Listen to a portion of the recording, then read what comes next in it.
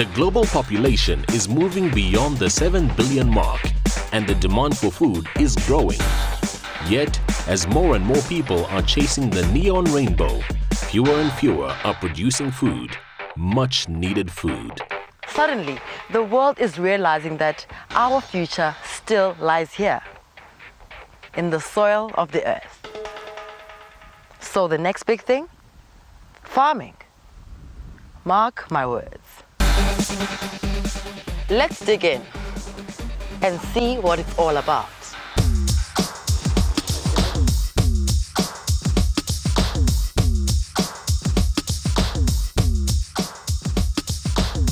Check it out.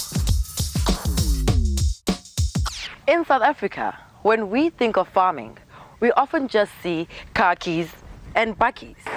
But in my years of presenting an agricultural program on television, I've come to realize farming is a vast, vast field. There are many types and scales of farming in terms of both plant and animal production. Produce like vegetables and herbs can be successfully grown on relatively small scale, especially those with niche markets like lavender. For grains such as maize, however, where profit margins are small, larger fields are more common. But size of land is only one aspect. There are many other factors to consider in farming. Like any other business, running a farming operation requires good planning and management, regardless of scale.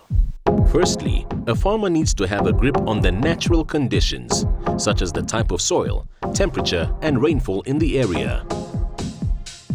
A product such as maize is a summer crop, best suited to warm climates and soil that allows for good drainage.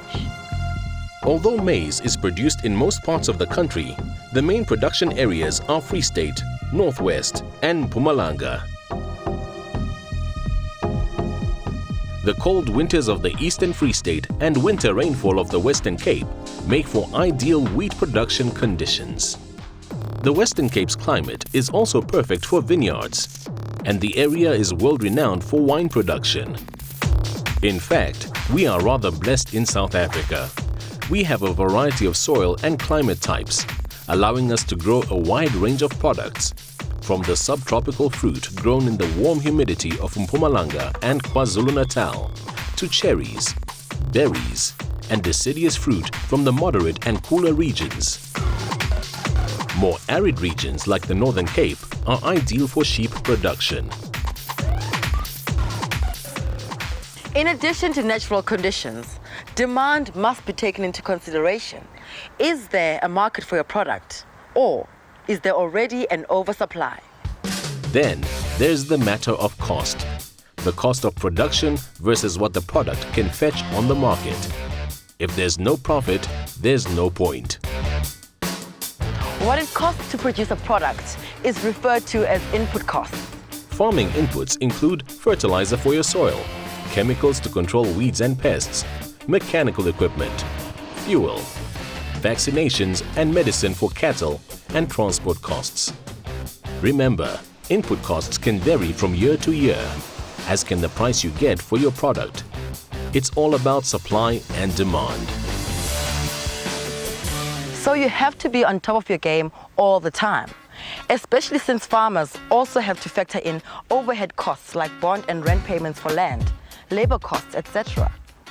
And this is why management is such an important factor in farming, from production to financial and marketing management.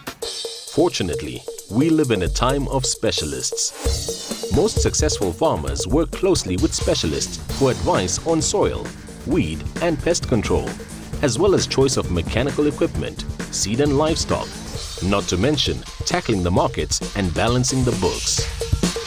Yet the buck still stops with the farmer.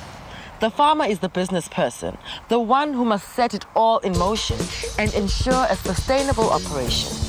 When it comes to sustainability, consider this. If you are dependent on soil, you have to nurture it at all cost. Healthy soil produces healthy plants. It's just like people. If we use our energy, then we must replenish it by eating healthy. This way, our bodies will have the nutrients needed to function properly.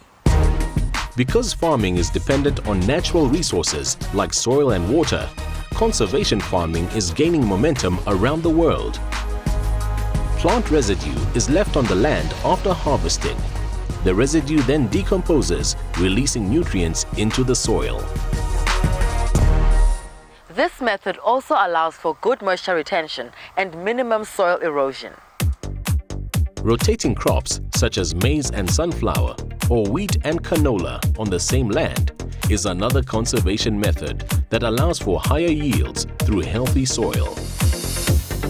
Conservation is as important in cattle farming.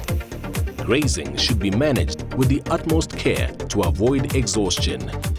It's all about that perfect balance between immediate profit and sustainability.